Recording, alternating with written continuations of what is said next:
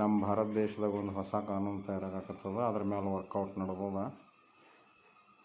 ಅದು bill pass ಆಯ್ತಂದ್ರೆ ಅದು ಇಡೀ ದೇಶಾದ್ಯಂತ ಜಾರಿಗೆ ಬರ್ತದೆ. ಅದೇನದಪ್ಪ ಅಂತಂದ್ರೆ ಇವು ಏನು ಭ್ರಷ್ಟಾಚಾರಿ ನಾವು ಹಗರಣ ಅದು ಇದು ಕೇಳ್ತೀವಲ್ಲ ಪೇಪರ್ದಾಗ, ಟಿ ವಿ ಒಳಗೆ ನ್ಯೂಸ್ ಕೇಳ್ತೀವಿ.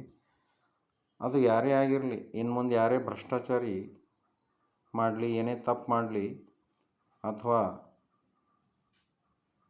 ಮೋಸ ಮಾಡಲಿ ಜನರಿಗೆ, ಅಂದ್ರೆ ಅವರು ಈಗ ಸಾಮಾನ್ಯವಾಗಿ ಬದುಕಲಿಕ್ಕೆ ಸಾಧ್ಯ ಇಲ್ಲ. ಪೈಲ ಏನು ಮಾಡ್ತಿದ್ರು ಈ ಪಾಲಿಟಿಷಿಯನ್ಸ, ಏನಾರೇ ಒಂದು ಹಗರಣ ಮಾಡಿ ಜೈಲ್ದಾಗ ಹೋಗ್ತಿದ್ರು. ಅಲ್ಲಿಂದಲೇ ಮತ್ತು ತಮ್ಮ ಅಧಿಕಾರಗಳನ್ನು ಕಂಟಿನ್ಯೂ ನಡೀತಿತ್ತು. ಈಗ ಹಾಗಿಲ್ಲ. ಈಗ ಹೆಂಗದಪ್ಪ ಅಂತಂದ್ರೆ ಒಂದು ದೇಶದಾಗ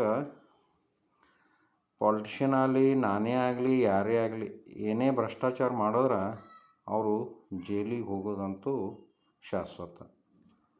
ಜೈಲಿಗೆ ಹೋದ ಬಳಿಕ ಒಂದು ಮಾತು ಏನು ಹೇಳಬೇಕಪ್ಪ ಅಂತಂದ್ರೆ 30 ದಿವಸದೊಳಗೆ ಜಾಮೀನು ಅವರು ಕೊಡಬೇಕು. ಯಾರಿಗಾರ ಜಾಮೀನು ಕೊಡುವಂತೆ ಮಾಡಬೇಕು. ಹೀಗಾದಾಗ ಏನಾಗ್ತದಪ್ಪ ಅಂತಂದ್ರೆ ಅವ್ರು ಹೊರಗೆ ಬರ್ಲಿಕ್ಕೆ ಸಾಧ್ಯ ಅದ. ಒಂದು ವೇಳೆ ಜಾಮೀನು ಕೊಡೋದು ಆಗಲಿಲ್ಲ ಅಂದ್ರೆ ಅವ್ರದ್ದು ಏನೇ ಅಧಿಕಾರ ಇರಲಿ ದೇಶದಾಗ, ಆ ಅಧಿಕಾರದಿಂದ ವಂಚಿತರಾಗ್ತಾರೆ. ಜೈ ಹಿಂದ್, ಜೈ ಭಾರತ್.